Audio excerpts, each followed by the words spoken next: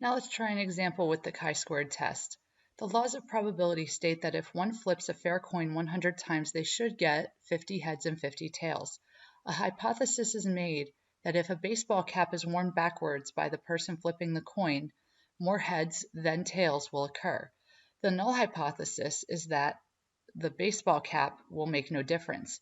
So the expected values E are 50 heads and 50 tails.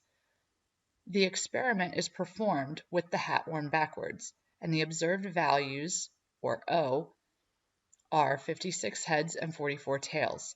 Determine if there is convincing evidence to support the null hypothesis. Let's first begin our example by determining whether or not the conditions for chi-squared are met. First, is it random? Well, this definitely is random because we're flipping a fair coin 100 times. The fact that it's a fair coin to begin with makes the sampling method generally a good one, especially when you have a decent number of flips. And in our case, it's 100. The second condition is 10%, and when sampling without replacement, that sample size has to be less than or equal to the population size divided by 10.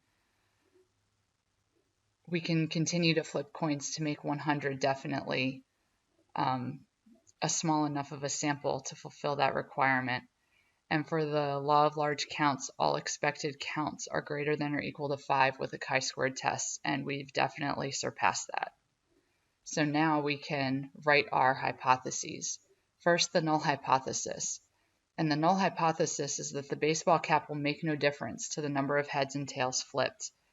And then by contrast, our alternative hypothesis will be the baseball cap worn backwards will result in more heads flipped than tails. The next step will be to calculate the expected counts for each category by multiplying the sample size by the proportion for each category.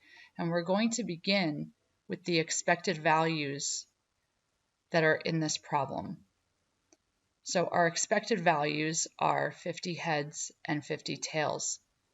So we're going to take that 50 out of 100 for tails and multiply it by 100, our sample size. And when we do that, we get 50.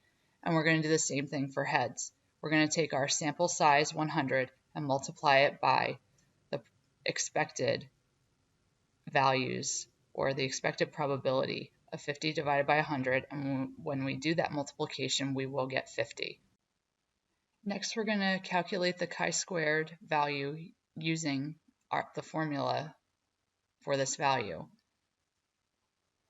which is the observed outcome minus the expected outcome squared divided by the expected outcome value. And we can do this multiple times for however many outcomes we have. So in our case, we're only going to do this twice, once for heads and once for tails. And now we can substitute the values that we have for the observed values and expected values into the formula. First, let's do the heads. The observed value is 56 and the expected is 50. So we're going to do 56 minus 50, quantity squared, divided by 50. And then we're going to add that to the values for tails. So we're going to have 44 minus 50 divided, and that quantity squared divided by 50 in the next part. And then if we evaluate these, we'll get 6 squared over 50, which is 36 out of 50.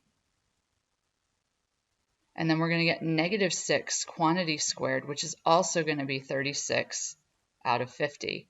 And if we add these up, we will end up getting 72 out of 50, which is equivalent to 144 over 100, which translates into the decimal of 1 and 44 hundredths. Having calculated chi-squared to be 1 and 44 hundredths, one can see where that value lies in our table. There is 1 degree of freedom since there were only 2 possible outcomes. We had heads or we had tails. So k was 2, and the degrees of freedom is equal to k minus 1, and 2 minus 1 is equal to 1. So if we look, we have the degrees of freedom of 1, and we're looking for where 1 and 44 hundredths falls, and that's between 9/10 and 1/10.